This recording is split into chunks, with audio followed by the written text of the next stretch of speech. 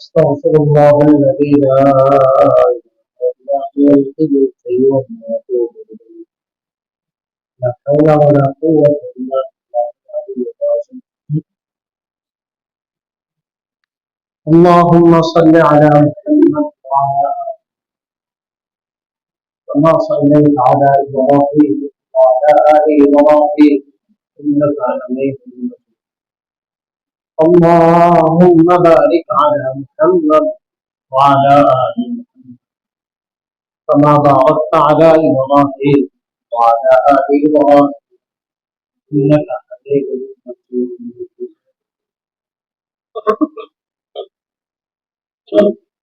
Buon tornando subito salvo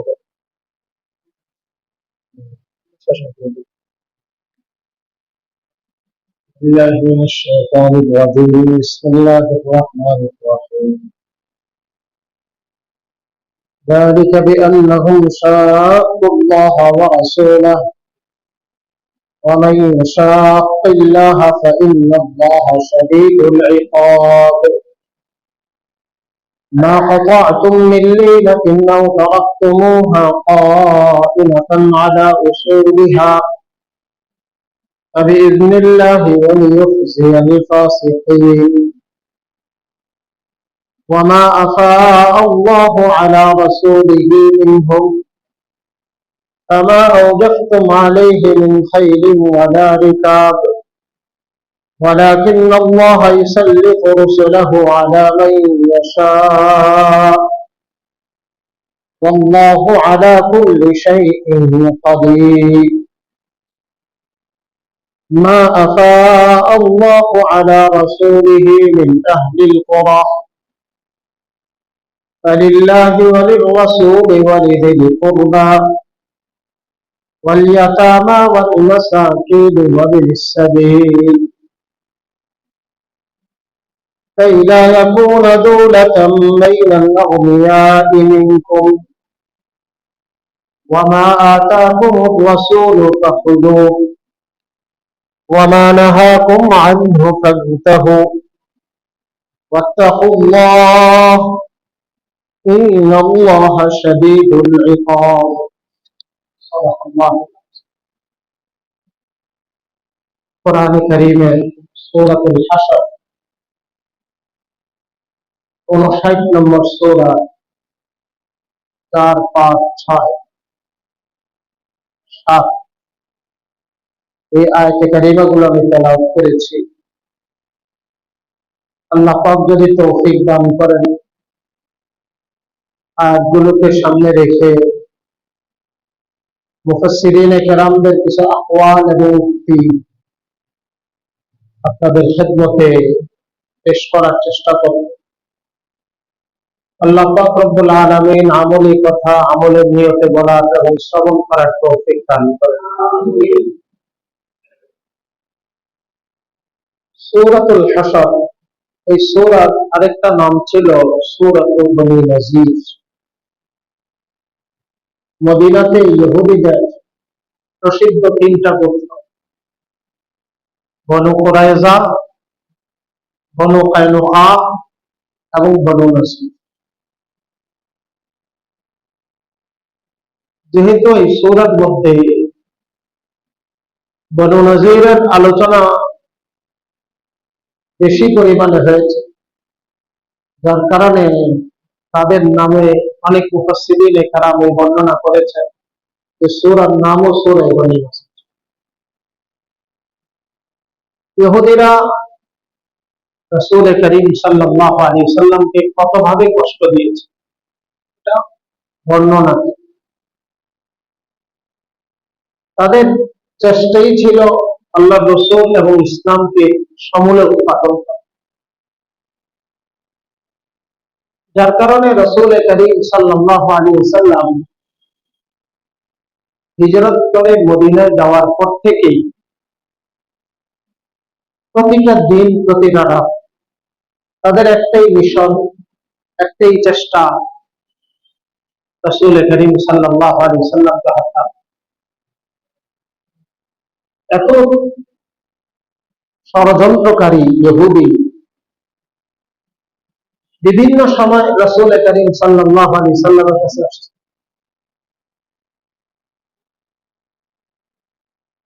এসে বলে, ইয়া রাসূলুল্লাহ, আপনি এত সুন্দর ঈমান ইসলামের দাওয়াত দেন, এই দাওয়াত আমাদের জাতি সম্প্রদায় তাদের কাছে পৌঁছানো দেয়, বলে তোমরা পৌঁছায় দাও।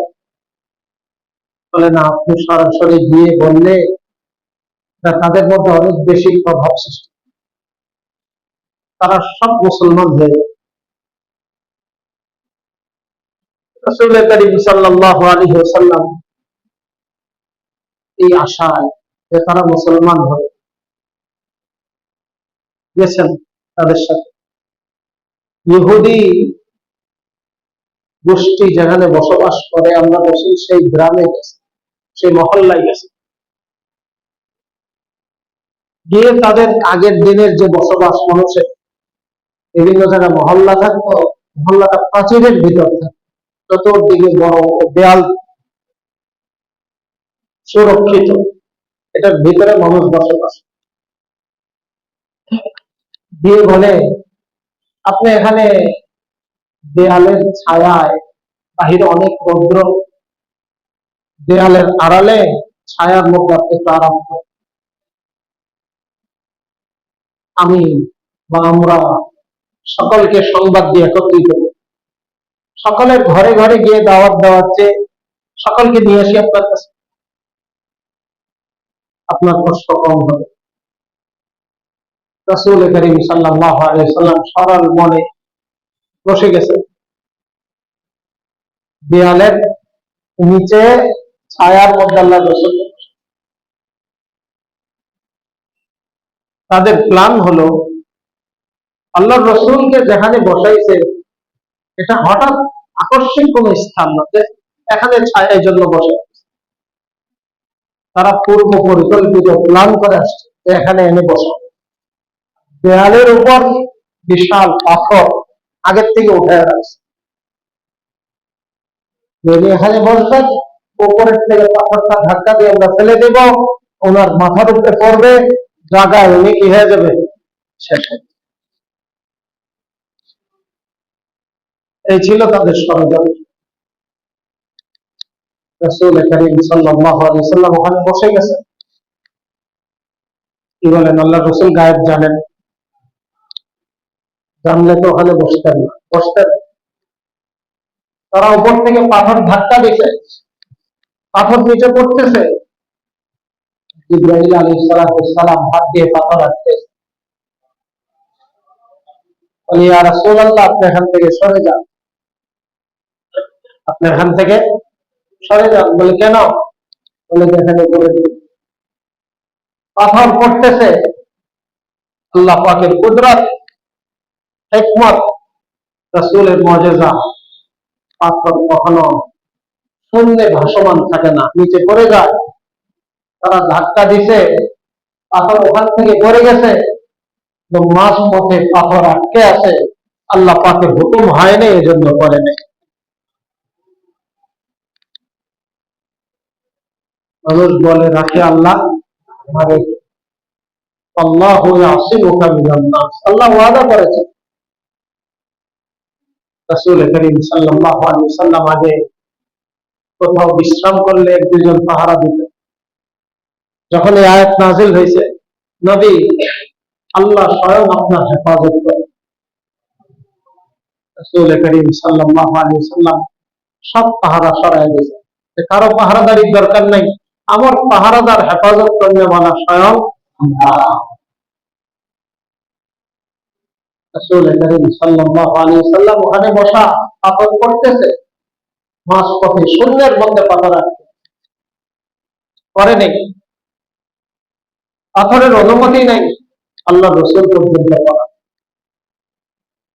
যেখানে বসছে আল্লাহ রসুল, একেবারে তার বরাবর তারা পাথর ছেড়েছে। এত বড় কুদরত, এত বড় মুজিজা দেখার পরেও ঈমান আনার সৌভাগ্য হয়, ঈমান আনতে পারে নাই।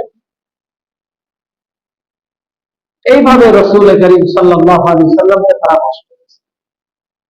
এরকম ঘটনা একটা না, হিজরতের পরে মদনী জীবনে আল্লাহর রাসূলকে কষ্ট দেওয়া, আল্লাহর রাসূলকে প্রাণে হত্যা করা, এরকম ষড়যন্ত্র ইতিহাসের পাতায় পাওয়া। রাসূল করিম সাল্লাল্লাহু আলাইহি সাল্লাম তাদেরকে অনেক ভাবে বুঝিয়েছেন, ঈমান আনো, ঈমান আনো। ঈমান তো আনেই না, বরং মুসলমানদেরকে কিভাবে ধ্বংস করা যায় এই চক্রান্ত ষড়যন্ত্রের জাল প্রতিরোধ তারা বলছে। এই জন্য আল্লাহ পাকের নির্দেশে মদিনার যে দুর্গে, যে বসতিতে তারা থাকতো, রাসূল করিম সাল্লাল্লাহু আলাইহি সাল্লাম তাদেরকে উৎখাত করে, যাও তোমরা মদিনাতে থাকার যোগ্যতা হারিয়ে ফেলছো। এখানে সবাই শান্তি প্রিয় মানুষ, কেউ শৃঙ্খল না। মুসলমান, ইসলাম শান্তির ধর্ম, মুসলমান শান্তি প্রিয়। মুসলমান কখনো বিশৃঙ্খলা করে না, বিশৃঙ্খলাকে পছন্দ করে। কিন্তু মুসলমানের উপরে কেউ আক্রমণ করলে, আঘাত করলে মুসলমান বসে থাকে।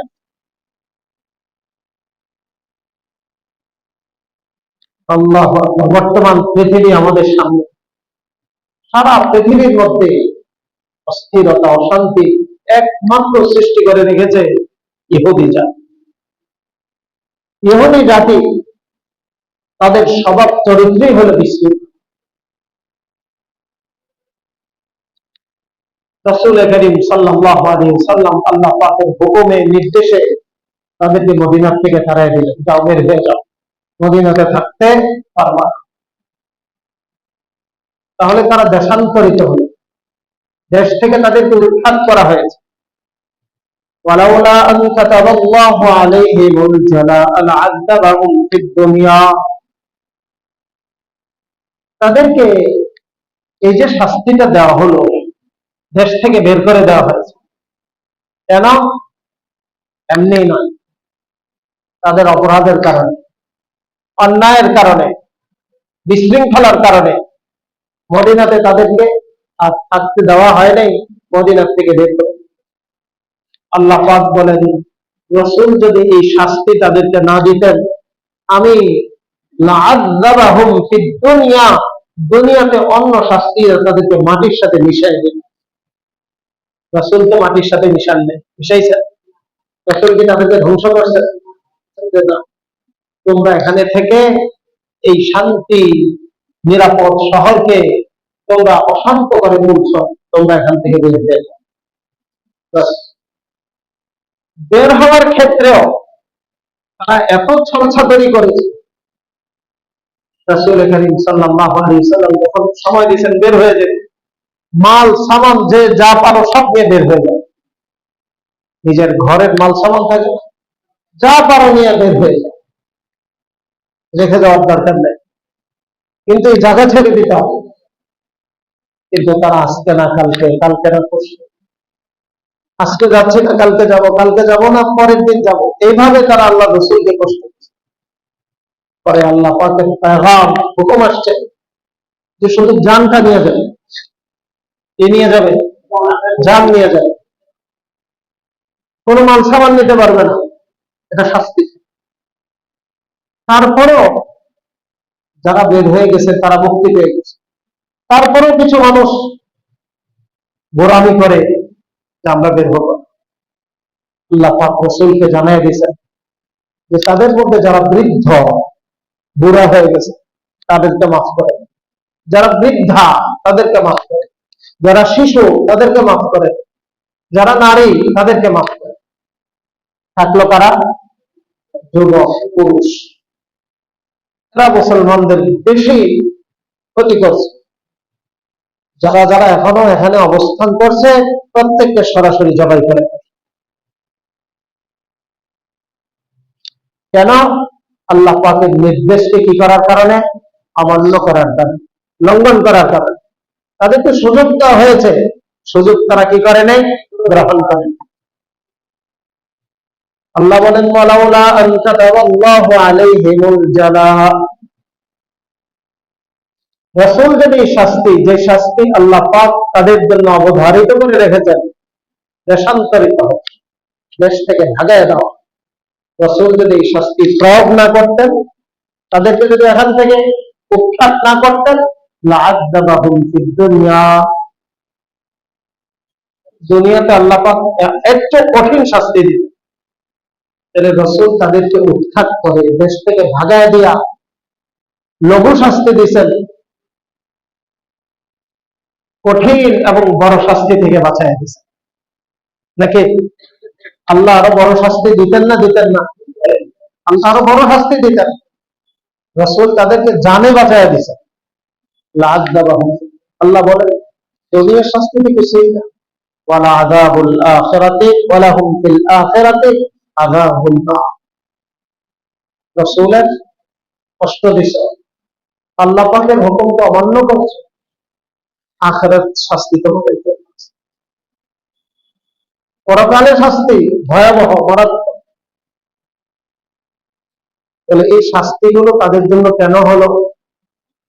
রাসূল দেশ থেকে তাদেরকে ভাগাই দিলেন। আর রাসূল যদি দেশ থেকে না ভাগাইতেন, না তাড়াইতেন আল্লাহ পাকের নির্দেশে, তাহলে এর চেয়ে বড় শাস্তি তাদের উপরে প্রারব্ধ। কেন? তাদের অপরাধ দুটো। যালিকা বিআন্নাহুম শাক্কুল্লাহ ওয়া রাসূলাহ। অপরাধ কয়টা? একটা হলো আল্লাহকে অস্বীকার করা, আল্লাহ পাকের হুকুমকে অমান্য করা। দ্বিতীয় হলো রাসূলের রিসালাতকে গ্রহণ না করা। অপরাধ কয়টা? সোজা কথা, আল্লাহকেও মানে, রাসূলকেও মানে। এই দুই অপরাধের কারণে তাদের এই শাস্তি। ওয়ামান ইউশাকিল্লাহ, দুনিয়ার মধ্যে যেখানে যখনই, দুনিয়ার মধ্যে যেখানে যখনই, এমন না যে শুধু মক্কা শরীফ আর মদিনা শরীফ, না, পৃথিবীর যে কোনো আনাচে কানাচে প্রান্তে, যে কোনো যুগে, যে কোনো সময়ে, অতীতে হোক, বর্তমানে হোক, ভবিষ্যতে, যারা আল্লাহর হুকুমকে লঙ্ঘন করবে, ফাইন্নাল্লাহা শাদীদুল ইকাব, আল্লাহ তাদের জন্য অনেক কঠিন শাস্তি দেন, অনেক কঠিন। আল্লাহ যেটাকে কঠিন বলে, সেটা কি পরিমাণ কঠিন হবে এটা বোঝা আর বোঝানোর ক্ষমতা আমাদের নেই। আল্লাহ বলছেন ফাইন্নাল্লাহা শাদীদুল ইকাব। এখন আসেন, এখানে মুসলমান যে যুদ্ধ করে, যুদ্ধ দুই প্রকার, জিহাদ কয় প্রকার? একটা হলো আক্রমণাত্মক জিহাদ, আরেকটা হলো আত্মরক্ষামূলক জিহাদ। জিহাদ কয় প্রকার? আরবিতে বলে, একটাকে বলে জিহাদে ইকদামি, আরেকটাকে বলে জিহাদে দিফাই। একটা হলো এই লোকটা দুষ্ট, এই দেশটা অনেক বেশি বিশৃঙ্খলা করছে, আমরা নিজেদের পক্ষ থেকে তাদের উপর আক্রমণ করলাম, আক্রমণ। তারা আমাদের উপর আক্রমণ করেনি, কিন্তু পিছনে পিছনে ষড়যন্ত্র করছে, এই জন্য আমরা তাদেরকে শিক্ষা দিলাম। এটা হলো এক নম্বর জেহাদ। আরেকটি হলো জেহাদে দিফাই, আমরা আসলে তাদের কিছুই করিনি, তাদের উপর আক্রমণ করিনি, তারা যখন আমাদের উপর আক্রমণ করছে আমরা শুধু এটাকে প্রতিহত করছি। কয় প্রকার হলো? আত্মরক্ষামূলক, আক্রমণাত্মক। জিহাদ করার পরে মুসলমানরা যখন বিজয় লাভ করে, বিজয়ের মধ্যে অনেক সম্পদ অর্জন হয়। যেমন মুসলমানরা যখন আফগানিস্তান বিজয় লাভ করছে, তালেবানরা সম্পদ পাইছে কি পায় নাই? কি পাইছে? আমেরিকার হেলিকপ্টার, বিমান, জাহাজ, বিভিন্ন ধরনের অস্ত্র পাইছে কি পায় নাই? হাজার হাজার কোটি টাকার অস্ত্র আল্লাহ পাক মিলাই দিয়েছে। এই সমস্ত সম্পদকে বলা হয় গনিমত। কি বলে? গনিমত। কি বলে এটাকে? এই গনিমত দুই প্রকার। একটা হলো আমরা যুদ্ধ করে পাইছি, আরেকটা হলো আমরা যুদ্ধ করার জন্য বের হয়েছি, আমাদের লাভখাপ দেখে, অস্ত্রের ঝনঝনানি দেখে ওরা ময়দান থেকে ভাগছে। যুদ্ধ হয়েছে? যুদ্ধ হয়নি। একটা হলো যুদ্ধ করার পরে পাইছি, আরেকটা হলো যুদ্ধ ছাড়াই পাইছি। যুদ্ধ লব্ধ সম্পদ কয় প্রকার হলো? একটা হলো যুদ্ধের দ্বারাই পাইছি, যুদ্ধ করে পাইছি। আরেকটা হলো যুদ্ধের জন্য বের হয়েছিলাম, কিন্তু তারা ভয়ে পালাইছে, যাওয়ার সময় অনেক মাল সামান রেখে গেছে। প্রথমটাকে বলা হয় মালে গনিমত, দ্বিতীয়টাকে বলা হয় মালে ফাই। প্রথমটাকে বলে মালে গনিমত, পরেরটাকে বলে মালে ফাই। ফাই এই কথাগুলো কেন বললাম? সামনের আয়াতের অর্থ বোঝার জন্য জিনিসগুলো লাগবে। ইহুদিদেরকে যে, বনি নজিরকে যে আল্লাহ রসুল এখান থেকে তাড়াইছেন, জেহাদের জন্য বের হয়েছিলেন, ইহুদিদের বিরুদ্ধে জেহাদ করে, কিন্তু জেহাদ হয়েছে? জেহাদ হয়। জেহাদ ছাড়াই তারা ভাগছে, হুমকি ধমকি দিয়ে ভাগছে। তাহলে তাদের রেখে দেওয়া সম্পদ যেগুলো মুসলমানরা পাইছে, এটা কি বলে? আই, গনিমত না, ফাই। গনিমতের হুকুম ভিন্ন, ফাইয়ের হুকুম ভিন্ন। গনিমতের হুকুম হইল, কথার কথা আমরা 1000 টাকা গনিমত পেয়েছি, যুদ্ধের পরে শত্রুর থেকে 1000 টাকা সম্পদ আমরা পেয়েছি, তাহলে তার পঞ্চমাংশ, এটা হলো ওয়ালামু আন্নামা গানিমতুম মিন শাইইন। দেখেন গানিমতুম শব্দ গনিমত থেকে, ওয়ালামু আন্নামা গানিমতুম মিন শাইইন ফাআন্না লিল্লাহি খুমুসাহু ওয়া লিররাসূল। তার 5 ভাগের 1 ভাগ হলো আল্লাহ আল্লাহর রাসূল। তাহলে 1000 টাকার 5 ভাগের 1 ভাগ কত? 200 টাকা। এটা আল্লাহ আল্লাহর রাসূল। বলে আল্লাহর তো প্রয়োজন নাই, তাহলে এটা রসুল। রসুলের যেখানে যেখানে প্রয়োজন, এটা ওই খরচ। আর থাকলো কত? 800। এই 800 মুজাহিদিন যারা জেহাদ করছে, তাদের মধ্যে নবী ভাগ করে দিলেন। তার কতটুকু পাওনা নবী জানেন, আর সমানভাবে, অথবা যার যতটুকু যোগ্যতা সেই হিসাবে তাদের মধ্যে বন্টন করে। এটা হলো গনিমত। আর ফাই যেটা, যেখানে কোনো যুদ্ধ হয়নি, সেখানে কি হবে? ফাই যে সম্পদটা পাইল মুসলমানরা, এখান থেকে প্রথমে যুদ্ধের যে খরচটা, যুদ্ধের জন্য যে একটা খরচ হয়েছে, খরচটা এখান থেকে বের করে। কারো তো কোনো খরচ, ব্যক্তিগত কোনো খরচ নাই, আছে? সব খরচ হইল রাষ্ট্র। সব খরচ কার? ফাইয়ের থেকে যুদ্ধের খরচটা বের করার পরে যা থাকবে সবটাই রাষ্ট্রীয় কোষাগারে যাবে। এটা রসুলের আমিষ। ওনার যেখানে প্রয়োজন, রাষ্ট্রের যেখানে প্রয়োজন, কাকে দিবেন কাকে দিবেন না, এটা উনি ভালো বোঝেন। এখান থেকে জনগণকে, যারা জেহাদে গেছে তাদের কিচ্ছু নেই, কারণ জেহাদ তো হয় নাই, হয়েছে? জেহাদ হয়। কথা আমি পরিষ্কার করতে পারছি? এখন বলেন, রাসূল করিম সাল্লাল্লাহু আলাইহি ওয়াসাল্লাম যে ইহুদিদের বিরুদ্ধে জিহাদ করার জন্য বের হয়েছে বনি নজিরে, এখানে কি জিহাদ হয়েছে? জিহাদ হয়।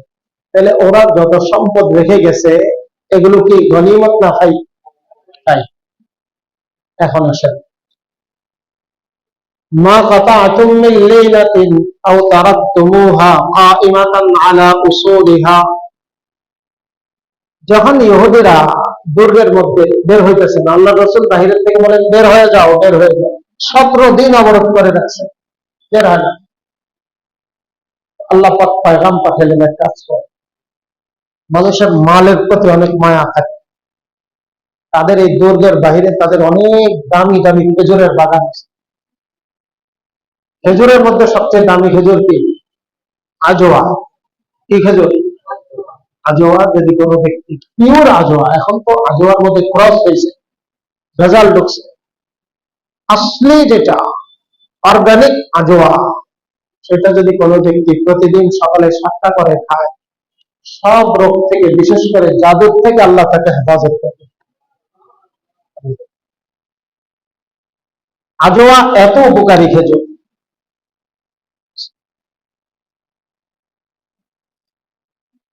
তাদের আজোয়া খেজুরের বাগান ছিল, অনেক বিশাল বাগান, সাথে অন্যান্য খেজুরের বাগানও ছিল। শুধু খেজুরের বাগান আর বাগান। তার ইহুদি নাই। কোন ইহুদি? যারা আল্লাহ রসুলের সাথে শত্রুতা করে এই পরিস্থিতির সম্মুখীন। আল্লাহ পাক পয়গাম পাঠাইলেন, কাজ করো, কিছু খেজুর গাছ তোমরা কেটে দাও, তাহলে অন্তত মালের মায়ায় মালের মায়ায় ওখান থেকে বের হয়ে আসবে। এটা তাদের জন্য একটা পরীক্ষা ছিল। রাসূল করিম সাল্লাল্লাহু আলাইহি সাল্লাম 2 জন সাহাবীকে পাঠিয়েছেন, যাও। 2 জন সাহাবী আর কি পরিমাণ, এটা বলেন যে যাও সবাই যাও খেজুর গাছটি কেটে দাও। সবগুলো কাটা উদ্দেশ্য, সবগুলো কাটা যদি উদ্দেশ্য হতো তাহলে সবাইকে পাঠাই। লোক কি কম ছিল? না। কয়জন পাঠাইছেন? 2 জন। যাই কিছু উত্তর দাও, কাটাকাটি শুরু করো, যাতে ওদের কলিজায় কি আঘাত লাগে। কাটা উদ্দেশ্য না, উদ্দেশ্য হলো তাদের মধ্যে একটা ভীতি কি করা, সঞ্চার করা। ওনারা গেছেন, 2 জন পরামর্শ করে কাটা শুরু করছে। মুসলমানদের মধ্যে কেউ কেউ পিছন থেকে দিয়ে বাধা দিচ্ছে, এই এত দামি দামি খেজুর গাছ। ওনারা 2 জন বলে, না, আল্লাহ রসুল বলছে তোমরা যতই না করো, আমরা কি 2 জনে মিলে আর কি পরিমাণ কাটতে পারে? খেজুর গাছ তো অগণিত, অল্প কিছু কাটছে। আল্লাহ পাক বলেন, এখন মুসলমানদের মধ্যে 2 ধরনের হয়ে গেল, কেউ বলে কাটো, কেউ বলে কাটবে। এখন দেখেন, আসলে কাটা কিন্তু উদ্দেশ্য না। কাটা এই 2-1টা কেটে তাদের মধ্যে কি করা, ভীতির সঞ্চার। আমাদের না বের হইলে আমাদের পুরো বাগান কি করে দিবে, কেটে একবার তসতস করে দিবে, এই একটা ভয় তাদের মধ্যে ঢুকে। পুরাটা কাটা উদ্দেশ্য না, কেমনে বুঝলাম? আল্লাহ রসুল সবাইকে পাঠাননি, কয়জনকে পাঠাইছেন? বিশাল বাগান, মাসকে মাস লাগায় 2 জনে কেটে শেষ করতে পারবে, পাঠাইছেন 2 জন। 2 জনে যে যখন টোপ দেওয়া শুরু করছে, 2-1টা কাটা শুরু করছে, তখন ওরাও বের হওয়া শুরু করছে।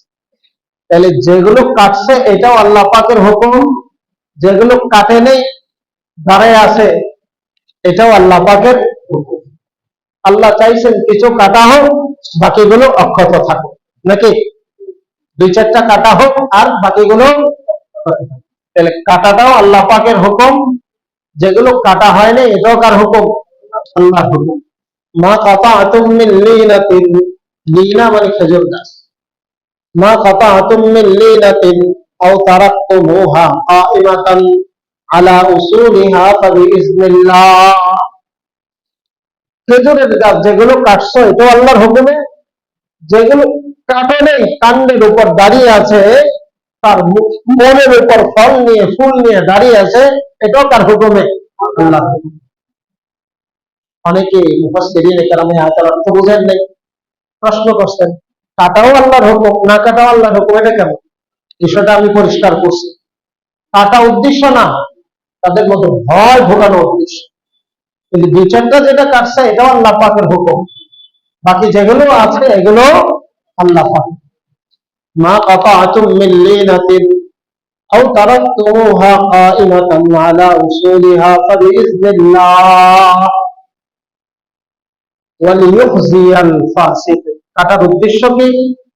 তাদেরকে অপমানিত করা, তাদেরকে লাঞ্ছিত করা। যে খেজুর গাছের জন্য তোমরা জান দিয়ে দাও, আজকে দেখছো তোমাদের চোখের সামনে, ওই দুর্গ থেকে দেখতেছো, তোমাদের দৃষ্টির সামনে, চোখের সামনে তোমাদের কি ও গাছগুলোকে কি করতেছে মুসলমানরা, কেটে দিচ্ছে। তোমাদের সামনে তোমাদের খেজুর গাছ কাটা হচ্ছে, খেজুর গাছের অপমান মানে তোমাদের অপমান। খেজুর গাছের অপমান মানে, আমাদের কাছে খেজুর বাগান ছিল অনেক প্রিয়, এটা তাদের অনেক আহ্লাদের জিনিস ছিল, আদরের জিনিস ছিল। এরপরে আল্লাহু আকবার, তারা তো বের হয়ে গেছে, বাগান তার কাটা হয় নাই। এখন যুদ্ধলব্ধ সম্পদ যেটা, এটাকে কি বলে? গনিমত না ফাই? কি বলে? যুদ্ধ তো হয় নাই, এই ফাই কে পাবে? কে পাবে? আল্লাহ এবং রাসূল। এখানে মুজাহিদিনদের কোনো অংশ নাই, তারা অনেক সম্পদ রেখে গেছে। তো সাহাবায়ে কেরাম মনে করছেন যে মালে গনিমতের মাল যেমন আমাদের মধ্যে বন্টন করে দেওয়া হয়, আমরাও কিছু কিছু পাবো, এটাও হয়তো কিছু কিছু পাবো। চাইনি মুখ খুলে, মনের মধ্যে একটু আশা যাচ্ছে, হয়তো এখান থেকে কিছু পাবো। আল্লাহ পাক হুকুম দিয়ে দিলেন, না, এখান থেকে তোমাদের কোনো পাওনা নেই, এখান থেকে তোমাদের কোনো, এটা দেশের কল্যাণে, জনগণের কল্যাণে এটা ব্যয় হবে। আপাতত এটা রাষ্ট্রীয় কোষাগারে জমা হয়েছে। কোথায় জমা হবে? রাষ্ট্রীয় কোষাগার। কোথায় ব্যয় হবে? যেখানে যেখানে দরকার।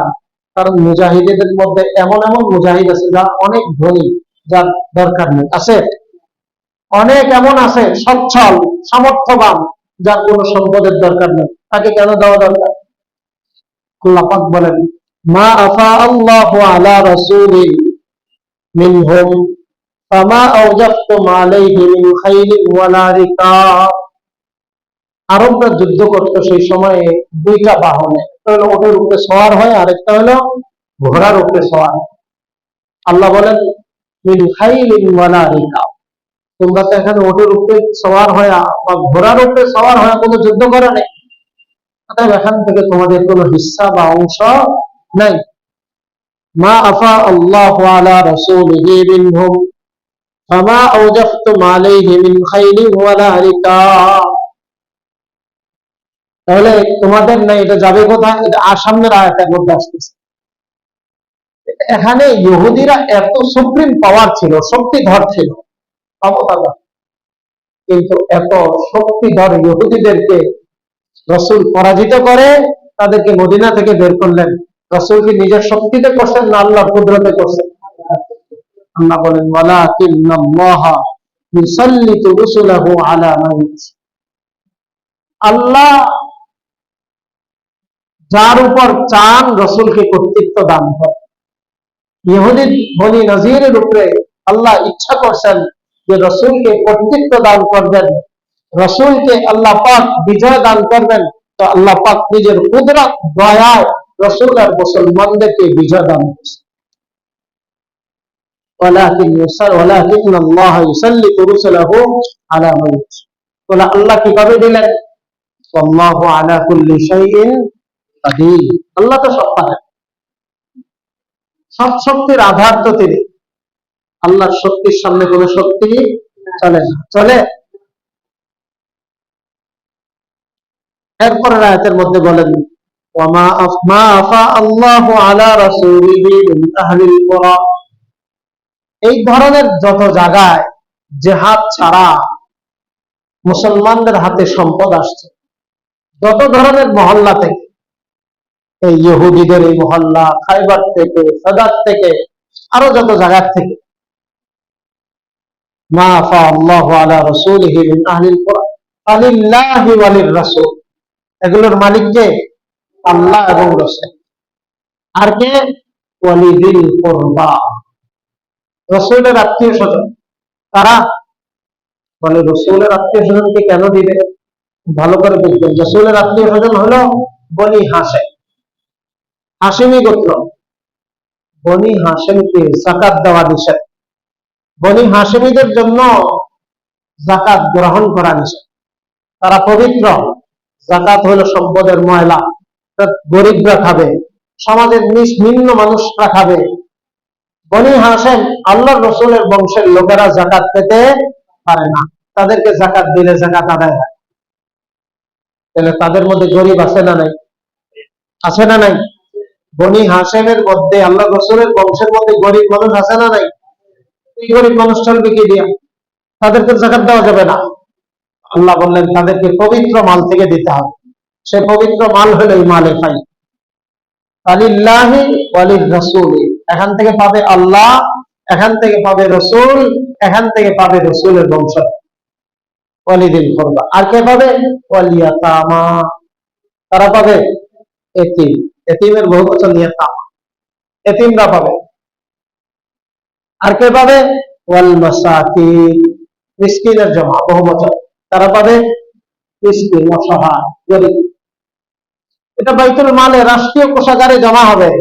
ওখান থেকে রসুল নিজের আত্মীয় স্বজন যারা গরিব তাদেরকে দিবেন, এতিমদেরকে দিবেন, মিসকিনদেরকে দিবেন। আর কাদেরকে দিবেন? ওয়াবিনিস সাবিল। আবনিস সাবিল কারা? যারা মুসাফির, যারা কি? চিটাগাঙ্গের একজন ধনী মানুষ ঢাকায় আসছে, আসার পরে সে অনেক ধনী, কিন্তু শিল্পপতি, আর ঢাকায় কি চলে এক সময়। এখন না মানুষ হ্যালো বললে বিকাশে টাকা হিসাবে, আগে কেমন ছিল? ছিল। চিটাগাঙ্গের একজন ধনী মানুষ ঢাকায় আসছে, সে হাইজেকারের খপ্পরে পড়ছে, তার সব নিয়ে গেছে, তার কাছে কিচ্ছু নেই। এই লোককে জাকাত দিলে জাকাত আদায় হয়ে যায়, তার জন্য জাকাত খাওয়া যায়। সে মুসাফির, সে কি মুসাফির, কারণ এখানে তার কিচ্ছু নেই। আছে? এখানে তার কিচ্ছু নেই। এখন তো মানুষের মোবাইলেও লক্ষ লক্ষ টাকা থাকে, কার্ড। এখন মানুষের মানি ব্যাগে টাকা থাকে না, কি থাকে? কার্ড থাকে। কার্ডের মধ্যে এটা পাঞ্চ করার সাথে সাথে কি প্রয়োজন আপনার? কার্ডে থাকে, অথবা কার্ডের মধ্যে অথরিটি থাকে, কার্ডে কোনো টাকা থাকে না, কিন্তু কার্ড আপনাকে ধার দিবে, লক্ষ লক্ষ টাকা ধার দিবে, কারণ সে জানে আপনার নামে এই মেইল ফ্যাক্টরি আছে, আপনার নামে এই জায়গা জমিন আছে, আপনার নামে এই এসেট সম্পদ আছে, যার কারণে সে আপনাকে কি দিতে চায়? ঋণ দিতে চায়, কারণ এই ঋণ সুদ ভিত্তিক। এই জন্য ক্রেডিট কার্ড যেটা হয় এটা সুদ ভিত্তিক। ক্রেডিট কার্ড কি? আপনি 10 টাকা খরচ করবেন, তারা তাদেরকে 11 টাকা দিতে হবে, তাহলে এটা সুদ না? এটা কি ক্রেডিট কার্ড যেটা, এটাতেই। এখন মানুষের কাছে মানিলেস, টাকা নেই, ক্যাশলেস, কি আছে? আপনি বিভিন্ন হোটেলে যাইবেন, বলে ভাই বিকাশে দিয়ে দেয়, বলে কার্ড আছে, কার্ড সিস্টেম, মেশিন আছে, বিল মানুষ পেমেন্ট করতেছে, নগদ ক্যাশ আস্তে আস্তে আউট হয়ে যায়। আল্লাহু আকবার। তো বলতেছিলাম, মুসাফির যার কিছু নাই, তাকেও কি দেওয়া যায়? যাকাত দেওয়া যায়। তাহলে এই ফাই আল্লাহ, আল্লাহর রসুলের, এতিমের, মিসকিনের, মুসাফিরের, এদেরকে। এবং রসুল আরো যাদেরকে যাদেরকে প্রয়োজন মনে করেন তাদেরকে দিন। কেন এই কাম করলেন? মুজাহিদিনদের মধ্যে বন্টন না করে, মালে ফাই যেটা, এটা মুজাহিদের মধ্যে কি হয়নি? বন্টন হয়নি। কি করছে? আল্লাহ রসুলের কাছে দিয়ে দিছে, যেটা আমির সাহেবের কাছে থাকে। আল্লাহ রসুল আমি সেনাপতি, কারণ কথার কথা এখানে মুজাহিদ আছে 100 জন, 100 জনের মধ্যে 50 জন অনেক ধনী। তাহলে মানুষ বলে না তেল্লার মাথায় তেল দেয়, ধনীরে আরো ধন দেওয়া মানে তেল্লার মাথায় কি দেওয়া? তেল দেওয়া। আল্লাহ পাক বলেন কাইলা ইয়াকুনা দুলাতাম বাইনাল আগনিয়াই মিনকুম, যাতে ধনীর কাছে সম্পদটা একত্রিত হয়ে না যায়। কারণ সম্পদ এমন একটা জিনিস, এটার মধ্যে যত রোলিং হবে এটা তত বাড়বে। সম্পদ ধনী যখন আটকে রাখবে, তখন সম্পদ কমতে থাকবে। ধনীর পকেট থেকে গরিবের কাছে যাবে, আবার গরিবের কাছ থেকে ধনীর কাছে যাবে, এটাই তো নিয়ম দুনিয়াতে, এটাই নিয়ম। একজন ধনী, তার ফ্যাক্টরি 500 লোক কাজ করে, তাহলে তার পকেট থেকে সম্পদ বের হয়ে কার হাতে যাচ্ছে? গরিবের কাছে যাচ্ছে। গরিবে তো টাকা চাবায় খাবে না, খাবে? সে এই টাকা দিয়ে বাজারে গিয়ে আবার কি করবে? পণ্য কিনবে। যে পণ্যটা সে নিজে বানাইছে, সাবানটা, শ্যাম্পুটা নিজে বানাইছে ফ্যাক্টরি, এটা বাজারের থেকে আবার সে কি করতেছে? কিনতেছে। তাহলে পণ্যের মাধ্যমে এই টাকা আবার তার মালিকের কাছে গেল না? টাকা রোলিং, ঘুরতেছে তো টাকা বাড়তেছে, এটাই টাকার স্বভাব। টাকা এক জায়গায় বসে থাকবে তো এটা কমতে থাকবে, এটার মধ্যে যত রোলিং হবে, ঘুরতে থাকবে, তত এটা বাড়তে থাকবে। যারা ধনী তাদেরকে ধন দেওয়া, মানে তেলার মাথা তেল দেওয়া, এটা শরীয়ত পছন্দ করে। এই জন্য এটা ধনীকে জাকাত দেওয়া যায় না। ধনীকে কি দেওয়া যায় নাই? তার মতো ধন আছে, তাকে দিবেন, যান নাই। তাহলে তার কাছে যাবে এবং আমার টাকাটা এই লোকটাকে আমি জাকাত দিলাম, সে তো আর টাকা খাবে না, খাবে? সে কি করবে? আমার ফ্যাক্টরি থেকে যে জিনিসগুলো উৎপাদন হয়েছে টাকার বিনিময়ে ওই জিনিসটা সে কিনে নিচ্ছে, তাহলে এই টাকা আবার আমার কাছে ফিরে আসছে।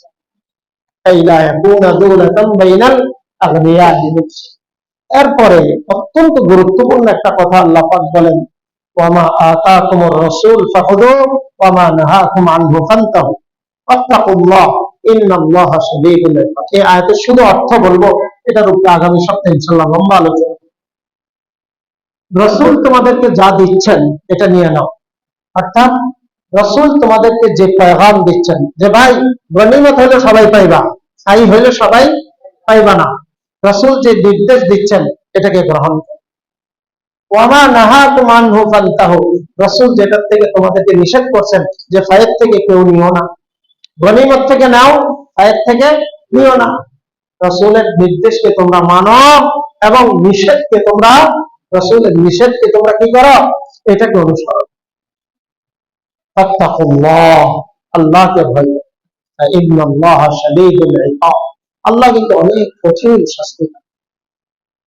এই ওয়ামা আতাকুমুর রাসূলু ফাখুযুহু ওয়ামা নাহাকুম আনহু ফান্তাহু, এটা অত্যন্ত জরুরি একটা কথা।